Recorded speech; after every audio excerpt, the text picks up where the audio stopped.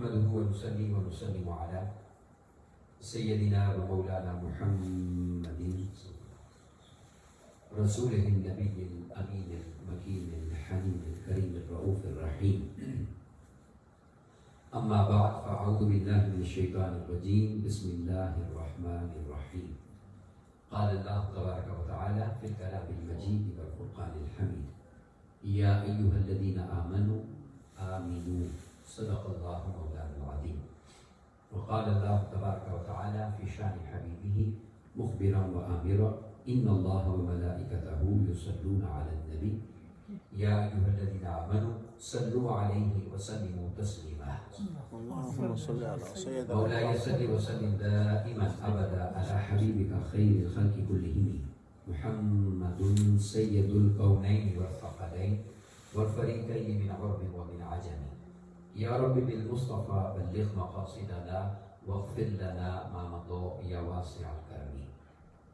اللہ رب العزت خالق کائنات کی حمد و ثنا پیارے آقا کریم علیہ السلام کی بارگاہ میں عاجزانہ ہدیہ درود و سلام کے بعد تمام احباب اور سامعین کو السلام علیکم ورحمۃ اللہ وبرکاتہ. وعلیکم السلام.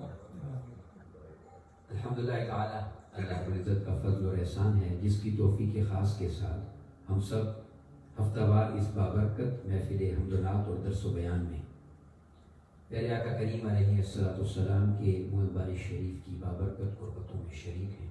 دعا ہے کہ اللہ رب العزت ایسی روحانی اور وجدانی محفلیں ہمیں اپنی زندگی میں بار بار دیکھنا اور ان میں شریک ہونا نصیب فرمائے اور ان مبارک مجلسوں کا صدقہ ہم سب کی بخشش و مغفرت فرمائے اور ہمیں ان مبارک لمحات میں ملنے والی فیض و برکات کو اپنے دامن میں سمیٹنے کا شعور نصیب فرمائے اور عطا فرمائے. آج کی اس نشست میں گفتگو کے لیے میں نے آپ کے سامنے سورہ النساء کی آیت مبارکہ نمبر 136 کا ابتدائی حصہ تلاوت کرنے کی سعادت حاصل کی ہے.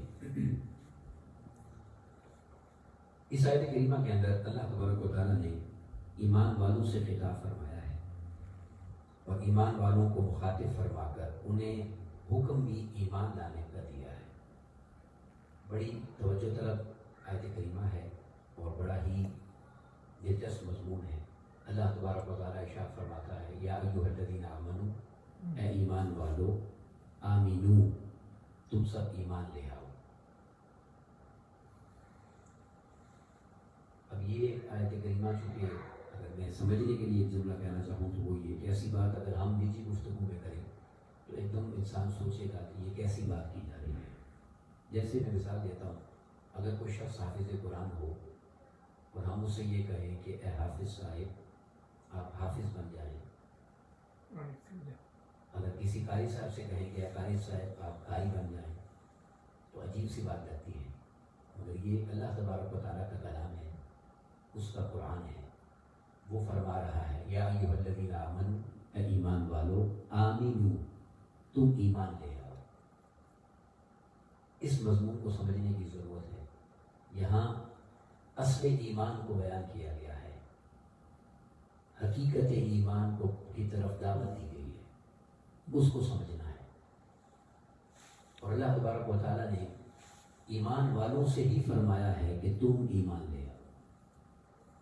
گویا ایک ایمان وہ ہے جس کی دعوت کفار کو دی جاتی ہے، جو کافر ہیں، جو دین اسلام کو ماننے والے لوگ نہیں ہیں، کسی اور مذہب پر ہیں یا کسی مذہب کو بھی ماننے والے لوگ نہیں ہیں. انہیں کہا جاتا ہے کہ تم مومن بن جاؤ، ایمان لے آؤ. مگر یہاں ایمان والوں سے فرمایا جا رہا ہے کہ اے ایمان والو، آمینو، تم ایمان لے آؤ.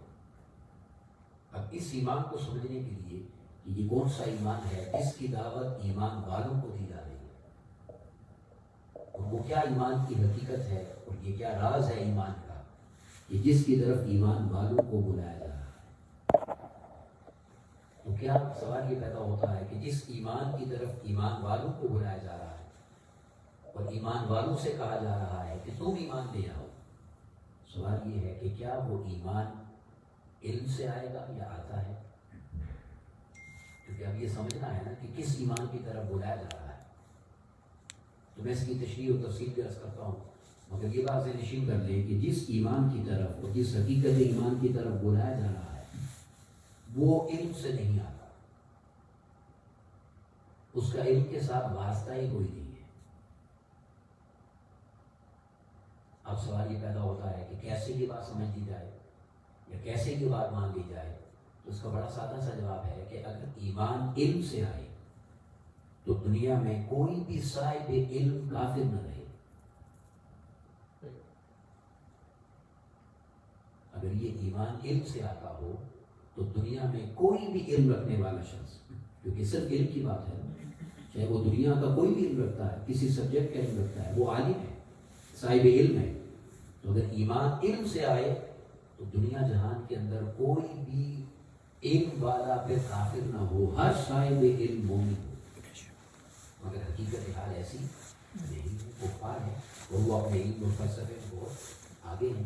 سائنس کی دنیا ہو، دنیا کا کوئی سبجیکٹ آپ لے لیں تو کفار کسی جگہ بھی علم میں پیچھے وہی نہیں ہے۔ آج اس دور کی اگر بات کی جائے، وہ ایک الگ وقت تھا کہ جب مسلمان اللہ رب العزت کی عطا کردہ رحمت کے ساتھ، نعمت کے ساتھ، محبت کے ساتھ، اس کی عطا کردہ خاص عنایات کے ساتھ بڑی شان پر، بڑے مقام پر تھے اور دنیا ان کے پیچھے چلتی تھی۔ ہر میدان میں اللہ رب العزت نے ان کو شاہ سواری عطا کر رکھی تھی۔ مگر میں آج کے اس زمانے کی بات کر رہا ہوں، تو پہلی چیز یہ ہے سمجھنے والی کہ جس ایمان کی طرف بلایا جا رہا ہے وہ ایمان علم سے نہیں آتا۔ اب اسی بات کو ایک اور انداز سے سمجھ لیجیے کہ اگر یہ ایمان علم سے آتا ہو تو پھر پوری دنیا کے اندر کوئی بھی ان پڑھ جو پڑھا لکھا نہیں ہے، جاہل ہے یا علم نہیں رکھتا، وہ ایمان والا نہ ہوتا۔ اگر یہ ایمان علم سے آتا ہوتا تو کوئی بھی ان پڑھ وہ صاحب ایمان نہ ہوتا۔ بہت سارے دنیا میں ایسے لوگ ہیں جن کو اپنا نام تک لکھنا نہیں آتا اور اللہ رب العزت نے ان کو ایمان کا نور عطا کر رکھا ہے، ان کے دل میں ایمان ہے۔ بہت سارے لوگ آپ کو ایسے دنیا میں ملیں گے۔ اور میں یہاں ایک مثال دے دیتا ہوں، یہ صرف علم کی بات نہیں ہے۔ حضرت سلطان باہو رحمۃ اللہ تعالیٰ علیہ، جنہیں سلطان العارفین کہا جاتا ہے، یعنی صرف علم والا بھی نہیں، عارف کہتے ہیں جاننے والے کو، جاننے والوں کا بھی بادشاہ، یعنی علم کے اس مقام پر وہ ہستی اپنی ساری زندگی کے اندر ایک دن بھی کسی اسکول اور مدرسے سے نہیں پڑھی، ایک دن بھی کسی اسکول اور مدرسے سے نہیں پڑھے۔ اور صورت حال یہ ہے کہ جس پر نگاہ ڈالے اس کو ایمان کی دولت عطا فرما۔ تو یہ جو حکم دیا جا رہا ہے کہ ایمان والو ایمان لے آؤ، یہ بات سے نشین کر لیں، یہ ایمان علم سے نہیں آتا، اور نہ صرف علم سے نہیں آتا، بات اس سے بھی آگے ہے، اور وہ یہ ہے کہ میرے علم کے اندر اور صرف علم کے اندر اتنی طاقت بھی نہیں ہے کہ وہ اس ایمان کو اگر پہلے سے ہو تو بچا بھی سکے۔ صرف علم، پھر سنیجیے توجہ سے، یعنی یہ ایمان نہ علم سے آتا ہے، نہ علم میں اتنی طاقت ہے کہ وہ اس ایمان کو بچا سکے۔ اب اس پر میں آپ کو مثال دیتا ہوں۔ اللہ تبارک و تعالیٰ نے جب آدم علیہ السلام کو پیدا فرمایا اور تخلیق فرمایا، قرآن مجید میں اللہ رب العزت نے حکم فرمایا کہ اس کو سجدہ کریں، اس کو سجدہ کریں۔ تو جن کو حکم دیا جا رہا تھا وہ سب اس کے قریب تھے، اس کی بارگاہ میں مقرب تھے، ان میں کوئی بھی ایسا نہیں تھا کہ جو مردود ہو اس وقت تک، کوئی ایسا نہیں تھا جو نہ ماننے والا ہو۔ تو جب رب کائنات نے حکم دیا تو اس وقت شیطان نے سجدے سے انکار کر دیا، اور اس کے علم کا عالم یہ تھا کہ وہ ملائکہ کا بھی استاد تھا، معلم تھا ان کا، ان کو پڑھاتا تھا، اور اس نے اسی علم کو بنیاد بنا کر سجدے سے انکار کر دیا۔ اور جو علم اس نے بیان کیا تھا، جو بات اس نے بیان کی تھی، قرآن مجید نے بیان کی ہے، وہ علم غلط نہیں تھا۔ اس نے یہ کہا کہ اے رب العزت، تو جسے سجدہ کرنے کا مجھے حکم دے رہا ہے اس کو اور میری حقیقت میں دونوں کو جانتا ہوں۔ اس نے کہا خلقتنی من نار، تو نے مجھے آگ سے بنایا ہے، یہ بات غلط نہیں ہے۔ وخلقتہ من طین، اور تو نے اس کو مٹی سے بنایا ہے، یہ بات غلط، بولے یہاں تک علم کی بات ہے، یہ غلط نہیں ہے۔ اور اس نے کہا کہ مٹی کا کام ہے نیچے گرنا، اب یہ نتیجہ وہ خاص کر رہا تھا، اور آگ کا کام ہے اوپر اٹھنا۔ تو بظاہر میں اس سے اوپر اٹھنے کی نسبت بلند ہوں، میں اس سے سجدہ نہیں کرتا۔ اگر صرف علم پر آ جائیں تو اس کا علم غلط نہیں تھا، نتیجہ غلط تھا جو اس نے اخذ کیا، جو رزلٹ وہ نکال رہا تھا وہ غلط تھا۔ مگر اس علم کی بنیاد پر وہ جو مقرر تھا، قریب تھا، مقبول تھا بارگاہ کے اندر، یہ علم اس کے ایمان کو بچا نہیں سکا، اس کو مردود کر دیا گیا، اسے نکال دیا گیا، اسے دھتکار دیا گیا اور قیامت تک کے لیے مردود بنا دیا۔ اور جب فرشتوں کے سامنے یہ بات رکھی گئی اور فرشتوں سے پوچھا گیا تم بتاؤ ان چیزوں کے نام، انبئونی باسماء ہؤلاء، تو وہ اس راز کو جانتے تھے۔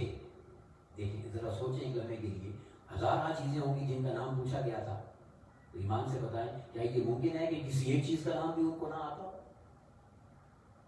کیا عقل اس بات کو تسلیم کرتی ہے کہ کسی ایک چیز کا نام بھی ان کو نہیں آتا؟ مگر وہ جانتے تھے کہ اس علم کے اندر یہ طاقت نہیں کہ ایمان کو بچا سکے۔ ہاتھ جوڑ کر عرض کرنے لگے لا علم لنا، نہیں ہمارے مالک ہم تو جانتے ہی کچھ نہیں۔ تو میں آپ سے عرض یہ کرنا چاہ رہا ہوں کہ جس ایمان کی طرف ایمان والوں کو دعوت دی جا رہی ہے وہ ایمان علم سے بولے نہیں آتا، اور نہ یہ علم اس ایمان کو بچا سکتا ہے۔ تو جس نے علم کو بنیاد بنا کر بات کی وہ مردود ہو گیا، اور جس نے علم کو بنیاد نہیں بنایا اور علم سے جان چھڑائی ملائکہ نے وہ سارے مقبول ہو گئے اس کی بارگاہ کے اندر۔ تو پہلی چیز تو یہ طے ہو گئی کہ جس ایمان کی طرف مومنین کو بلایا جا رہا ہے اس کا تعلق علم کے ساتھ نہیں ہے۔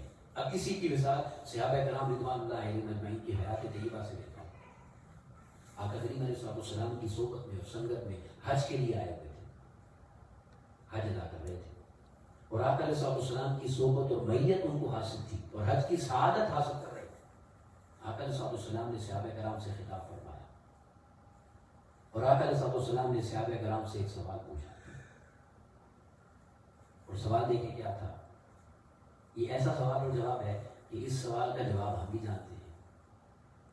بخاری شریف، مسلم شریف، سیاستہ میں حدیث آئی، صحابہ کرام سے آقا علیہ السلام نے فرمایا ای یوم ھذا،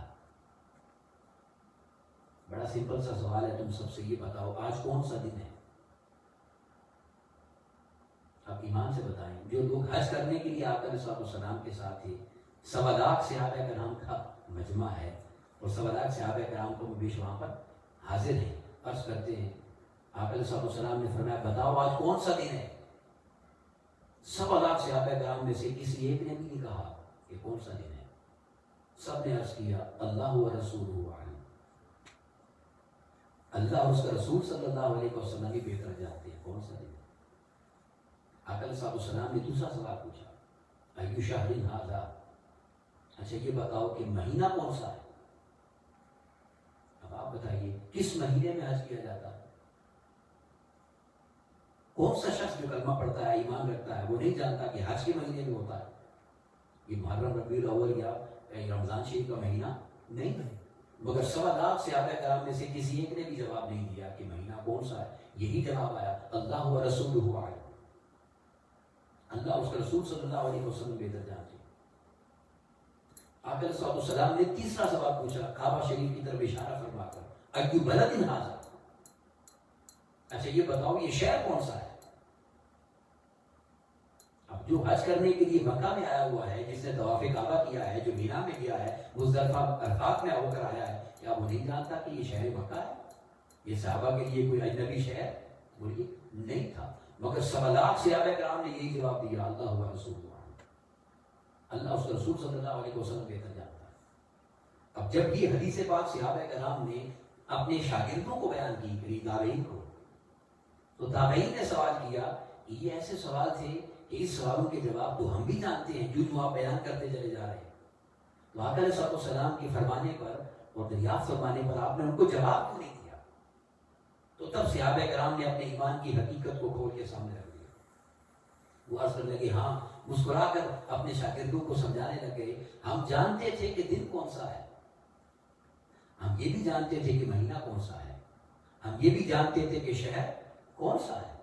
تو پھر انہوں نے پوچھا کہ یہی تو ہم جاننا چاہتے ہیں کہ سب کچھ جانتے ہوئے بھی آپ جواب کیوں نہیں دے رہے تھے؟ صحابہ کرام سے پوچھا تو صحابہ کرام نے کہا ہم جواب اس لیے نہیں دے رہے تھے، ہم دن کو بھی جانتے تھے، مہینے کو بھی جانتے تھے، شہر کو بھی جانتے تھے، مگر ہم ایک بات نہیں جانتے تھے، ہمیں ایک چیز کی خبر نہیں تھی۔ پوچھا وہ چیز کیا ہے؟ تو ہنس کر لگے ہمیں یہ خبر نہیں تھی کہ خدا جانے محبوب کا منشا کیا ہے، صلی اللہ علیہ وسلم۔ خدا جانے آقا علیہ السلام کا ارادہ کیا ہے۔ اگر وہ فرما دے کہ ذی الحج نہیں محرم ہے، اللہ کی عزت کی قسم ہمارے ایمان کا تقاضا یہ ہے ہم اسے شہر مہینہ محرم کا مہینہ بنا دیں۔ اگر وہ فرماتے کہ مکہ نہیں مدینہ ہے، ہم اس شہر کا نام ہی مدینہ رکھ دیتے۔ اگر وہ 10 کی بجائے 15-20 تاریخ فرما دیتے، ہمارے ایمان کا تقاضا یہ تھا کہ ہم اس دن کو، اس تاریخ کو، اس مہینے کو ہی بدل دیتے، کیونکہ جو حضور فرما دیتے وہ ہمارے لیے ایمان ہو جاتا۔ سبحان اللہ۔ اس لیے اپنے علم کی بنیاد نہیں بنایا کہ وہ جانتے تھے کہ اس علم میں اتنی طاقت نہیں ہے کہ یہ ایمان کو بچا سکے۔ یہی ایک جملہ کتابوں میں ملتا ہے ابو جہل کے حوالے سے، وہ عرض کر کے میں آگے چلتا ہوں۔ وہ بھی یہ بات بیان کرتا تھا اور کہتا تھا، علم کی بات کہتا تھا، وہ کہتا تھا کہ انا نعلم ان محمدا هو نبی، ہم سارے یہ بات جانتے ہیں کہ یہ محمد صلی اللہ علیہ وسلم نبی ہے، ہمیں علم ہے، ہم جانتے ہیں کہ یہ نبی ہے، ولیکن لا نؤمن به ابدا، مگر ہم کبھی بھی ان پر ایمان نہیں لائیں۔ تو علم کی بات میں جو عرض کر رہا تھا، تو اس علم سے وہ ایمان نہیں آتا۔ ابو جہل بھی کہہ رہا ہے کہ ہمیں علم ہے کہ یہ محمد مصطفیٰ نبی ہے، مگر ہم ایمان نہیں لا رہے۔ تو پہلی چیز ہے نشین کر لیں کہ یہ ایمان جس کی طرف مومنین کو دعوت دی جا رہی ہے، یہ علم سے بولے نہیں آتا اور نہ علم سے بچتا ہے۔ اب اس کے بعد دوسرا سوال جو بہت اکثر آپ سنتے ہیں، جس پر بحث ہوتی ہے اور پریشانی رہتی ہے، کہ کیا یہ ایمان عمل کا نام ہو؟ عمل سے آتا ہے؟ تو پھر وہی جواب، اگر یہ ایمان عمل سے آئے تو دنیا کا کوئی بھی صاحب عمل کافر نہ رہے۔ جو بھی عمل کرنے والا ہوگا، نیک اعمال صرف، یعنی ہم مسلمان تو اچھائی نہیں کرتے، دوسروں کی خدمت کرنا، مخلوق خدا کے ساتھ اچھائی کرنا، لوگوں کے کام آنا، نیک کام کرنا، جنہیں اسلام نے نیک کام کہا وہ تو کفار بھی کرتے ہیں۔ تو اگر ایمان عمل سے آتا ہو تو کوئی بھی نیک کام کرنے والا پھر دنیا کے اندر کافر بولیے نہ رہے۔ ایک چیز اور اسی کا مفہوم مخالف بھی ہے کہ اگر ایمان عمل سے ہی آئے تو کوئی بے عمل پھر مومن نہ رہے، کوئی گناہ اور خطا کرنے والا مومن بولے نہ رہے۔ یہاں ہم گناہوں میں زندگی گزار دیتے ہیں، بڑے بڑے گناہ ہو جاتے ہیں، نافرمانیاں ہو جاتی ہیں، مگر ایمان کی دولت پھر بھی بولیے پاس رہتی ہے۔ تو بات یہ ہے سمجھنے والی کہ یہ ایمان عمل سے نہیں آتا۔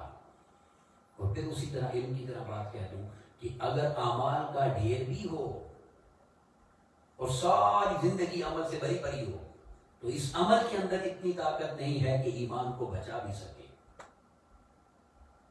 بخاری شریف کی حدیث کے بعد آقا علیہ السلام نے 3 مرتبہ اللہ کی قسم کھا کے فرمایا، یہ اس ذات کی قسم ہے جس کے قبضہ قدرت میں میری جان ہے۔ کیا فرمایا؟ فرمایا کسی شخص کی بخشش اس کے عمل سے نہیں ہوگی۔ ایمان عمل بچانے کی بات، کسی شخص کی بخشش اس کے عمل سے نہیں ہوگی۔ قربان جائیں صحابہ کرام رضوان اللہ علیہم اجمعین پر کہ وہ ادب کے دائرے میں رہتے ہوئے ہمارے لیے سارے مسائل حل کراتے چلے گئے۔ صحابہ کرام نے یہاں تک پوچھ لیا، یا رسول اللہ صلی اللہ علیہ وسلم کیا آپ کی بھی؟ یہ سوال کس لیے پوچھا؟ اس لیے کہ جب یہاں سے جواب آ جائے گا تو بعد میں آنے والے کے عمل کی حیثیت کیا رہ جائے گی؟ آقا علیہ السلام نے فرمایا ہاں میری بھی بخشش عمل کی وجہ سے نہیں ہوئی۔ ایک پریشانی تھی، ساتھ ہی جواب آ گیا، گھبراؤ نہیں، جس کی بھی ہوگی اس کے فضل سے ہوگی، اس کے کرم اور اس کی عطا سے ہوگی۔ اب یہاں ایک بات میں ضرور کہنا چاہتا ہوں، ذوق والی ذرا ذہن نشین کر لیجیے۔ آقا علیہ السلام نے اپنے مبارک عمل کے لیے بھی فرما دیا کہ میری بخشش بھی میرے عمل سے نہیں ہوگی۔ تو آج جو صرف عمل کو ہی ایمان سمجھتے پھرتے ہیں، خدا جانے ان کے عمل کی حیثیت اور اوقات اور مقام کیا ہے، کہ جو بات ہی ساری عمل کی کرتے ہیں اور اسی کو ایمان سمجھتے ہیں۔ میں آقا علیہ السلام کے صرف ایک عمل مبارک کی بات کہتا ہوں تاکہ آپ سمجھیں کہ ہم کس ہستی کی بات کر رہے ہیں۔ 1.25 لاکھ انبیاء کرام کم و بیش آدم علیہ السلام سے لے کر حضرت عیسیٰ علیہ السلام تک کیا کوئی ایک نبی ایسا بھی ہے جس نے اللہ کو سجدہ نہ کیا؟ میں اس لیے پوچھ رہا ہوں کہ ایک بڑی بات کہنا چاہ رہا ہوں، کیا کوئی ایک نبی ایسا ہے جس نے اللہ کو سجدہ معاذ اللہ نہ کیا ہو؟ سب نے کیا. سب انبیاء کرام کی زندگیاں سجدوں سے خوبصورت سجی ہوئی دکھائی دیتی ہیں. صرف آدم علیہ السلام 309 سال تک رو رو کر سجدے کر کر کے اللہ سے گر گڑا کر معافیاں مانگتے رہے. کسی نبی کا بھی عمل ماشاء اللہ عمل سے خالی زندگی نہیں اور سجدوں سے خالی نہیں ہے. مگر جس پیارے محبوب پاک کی عمل کی ہم بات کر رہے ہیں، ان کے سجدے کی شان کا عالم یہ ہے کہ جب ولادت مبارکہ ہوئی اور آپ نے ایک سجدہ فرمایا اللہ کی بارگاہ میں، امت کے لیے دعا فرمائی، رب کائنات نے فرمایا محبوب 1.25 لاکھ انبیاء کرام کے مبارک سجدے ایک طرف، مگر تیرا یہ اس معصوم بچپنے کا ایک سجدہ ایک طرف، میں اس تیرے ایک سجدے کے صدقے اس پوری روئے زمین کو پاک کرتا ہوں، تیری امت جہاں چاہے سجدہ کر لے میں قبول کرتا چلا جاؤں گا. تو جس کے ایک سجدے کی شان کا یہ عالم ہو، اس کے عمل کی طاقت کا عالم کیا ہوگا. مگر آقا علیہ السلام نے فرمایا کہ نہیں، میری بخشش بھی عمل سے بولیے نہیں ہوگی، جس کی بخشش بھی ہوگی اس کے فضل اور اس کے کرم سے ہوگی. تو دونوں چیزیں آ گئی. اب اس دونوں پر میں ایک مثال عرض کر کے پھر نتیجے کی طرف آتا ہوں، اور وہ مثال یہ ہے کہ آقا علیہ السلام کی صحابہ کرام جنگ میں شریک تھے، اور کفار کی طرف سے ایک شخص ایسا تھا جو آقا علیہ السلام کو معاذ اللہ قتل اور شہید کرنے کے ارادے سے مسلمانوں کی طرف آ گیا. چھپ کر ذرا بیس بدل کر وہ معاذ اللہ آقا علیہ السلام کو قتل اور شہید کرنا چاہتا تھا. پر دیکھیے گا اب جب اس طرف آ گیا، مسلمانوں کی طرف اس صفوں میں آ گیا، تو اس کے لیے ایک مسئلہ یہ تھا کہ وہ آقا علیہ السلام کو بائی فیس جانتا پہچانتا نہیں تھا، چہرے سے شناسا نہیں تھا، اس نے دیکھا ہوا نہیں تھا. اب وہ ڈھونڈتا پھرتا تھا کہ آقا علیہ السلام کون سے ہیں، اور اس کی پریشانی کا عالم یہ تھا کہ کسی سے پوچھ نہیں سکتا تھا کہ کون ہے تم، کیونکہ پوچھے تو وہ مشکوک بن جائے گا، بھائی تم پہچانتے نہیں ہو تو یہاں کیا کر رہے ہو. وہ اسی کشمکش میں آقا علیہ السلام کو ڈھونڈ رہا تھا کہ خدا جانے کون سے ہیں. ارادہ معاذ اللہ آقا علیہ السلام کو قتل و شہید کرنے کا معاذ اللہ. بس اس کی نصیب جاگے، اچانک آقا علیہ السلام اس کے سامنے تشریف لے آئے. پہلی مرتبہ اس کی نگاہوں نے آقا علیہ السلام کی زیارت کی، پہلی مرتبہ اس کی نظر آقا علیہ السلام کے حسن و جمال پر پڑی. بس جیسے ہی اس نے آقا علیہ السلام کا رخ بددہا دیکھا، سب ارادے سب باتیں بھول گیا. اس نے ایک عجیب سوال کیا، اے حسن و جمال کے بہکر، صرف یہ بتائیے آپ ہیں کون، آپ کون ہیں؟ قربان جائیں، آقا علیہ السلام نے فرمایا انا محمد رسول اللہ، میں وہی ہوں محمد مصطفیٰ جسے تم ڈھونڈتا پھرتا ہے. اب ایمان سے بتائیے، وہ جس ارادے اور جس کام کے لیے آیا تھا اسے تو منزل مل گئی نا، جن کو ڈھونڈ رہا تھا وہ سامنے ہے. مگر اس وقت تک عالم یہ تھا جب تک اس نے دیکھا ہوا نہیں تھا. جو ہی اس نے حسن و جمال دیکھا، اب اس کی بولی بدل گئی. وہ گھوڑے پر ہی بیٹھا ہوا ہے، بیٹھے بیٹھے آقا علیہ السلام سے بات کرتا ہے، بات کرتا ہے کہ یا رسول اللہ صلی اللہ علیہ وسلم، اگر آپ محمد رسول اللہ ہیں صلی اللہ علیہ وسلم، تو میں اگر آپ کا کلمہ پڑھ لوں تو آپ مجھے کیا دیں گے؟ اب یہ بڑی عجیب بات ہے سمجھنے والی کہ اگر کلمہ پڑھ کے بھی کوئی نبی کی عطا پر شک کرنے والا ہو کہ وہ دے سکتے ہیں نہیں، تو ان سے بہتر تو یہ کفار ہیں جو کلمہ پڑھنے سے پہلے بھی جانتے ہیں کہ جو مانگیں گے مل جائے گا. اس نے کہا کلمہ پڑھوں تو کیا دیں گے؟ آقا علیہ السلام نے فرمایا دنیا کیا چیز ہے تو کلمہ پڑھ میں تجھے جنت دیتا ہوں. اس نے جلدی سے کہا حضور کلمہ پڑھائیے. آقا علیہ السلام نے اسے کلمہ پڑھایا بےتابی سے. اب دیکھ کر عاشق تو پہلے ہو گیا تھا، بےتابی سے جلدی سے اترنے لگا کہ اتر کر میں قدم بوسی کر دوں، مبارک دستے مبارک چوم لوں. جلدی میں اس کا پاؤں پھسلا، وہ سر کے بل زمین پر گرا، وہیں اس کی روح پرواز کر گئی. ملاقات نہیں کر سکا، یعنی زیارت و مصافحہ نہیں ہوا، وہی اس کی روح پرواز کر گئی. صحابہ کرام آئے، آقا علیہ السلام نے فرمایا جس نے جنتی کو دیکھنا ہو وہ اس کو دیکھ،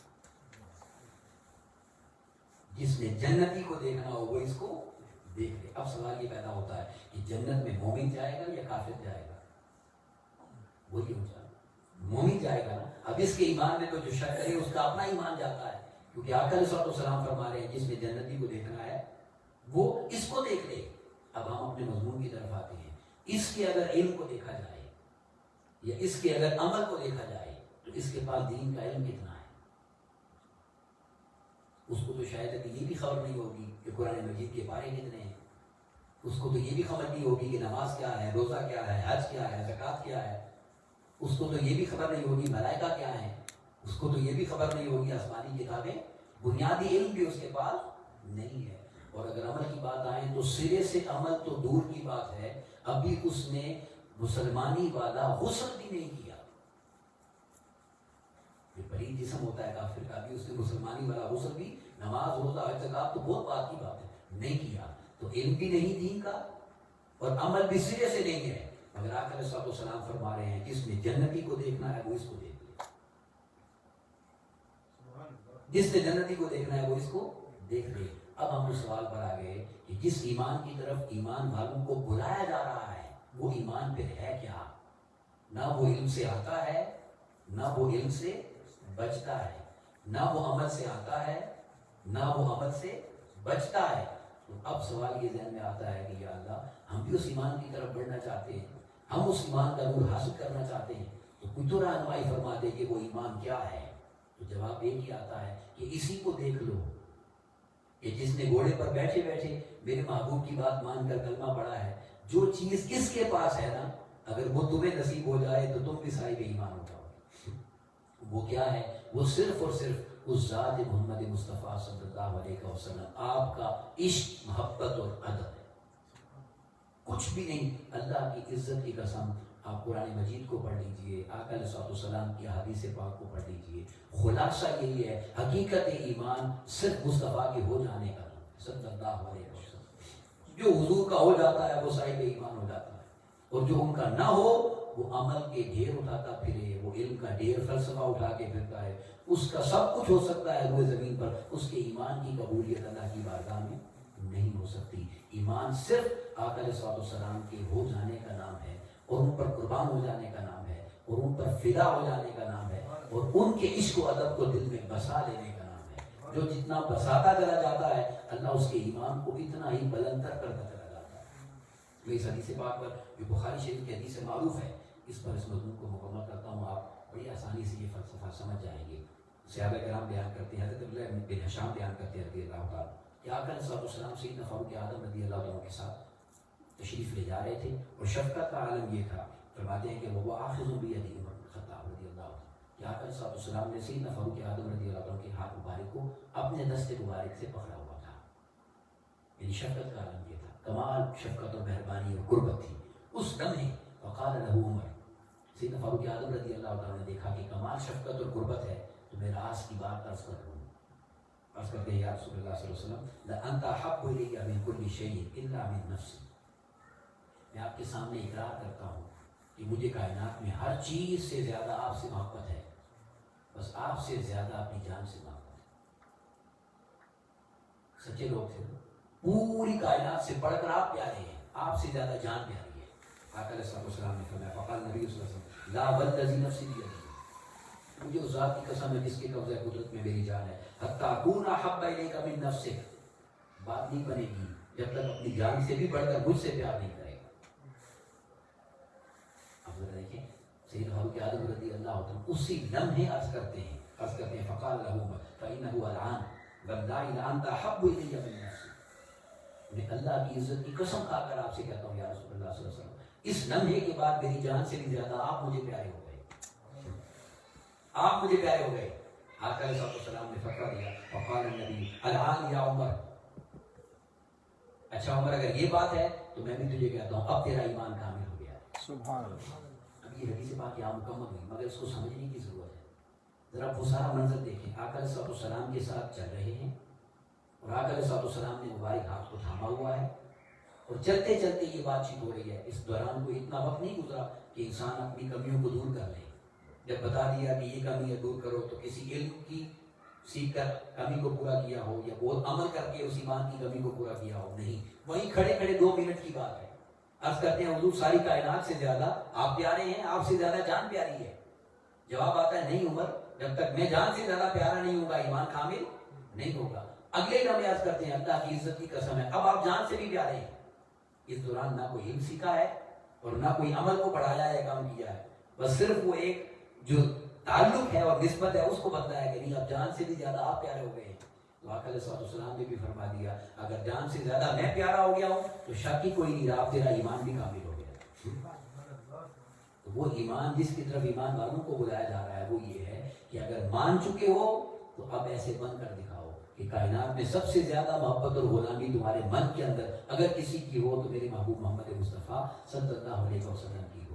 اگر یہ ہوگا اس کے بعد تمہارا علم بھی قبول کر لیا جائے گا، تمہارا عمل بھی قبول کر لیا جائے گا، اور اگر اس تعلق میں کمزوری ہوگی تو کچھ بھی قبول نہیں کیا جائے گا۔ اسی لیے حضرت علامہ اقبال رحمۃ اللہ تعالیٰ نے فرمایا کہ محمد سے وفا تو نے تو ہم تیرے ہیں،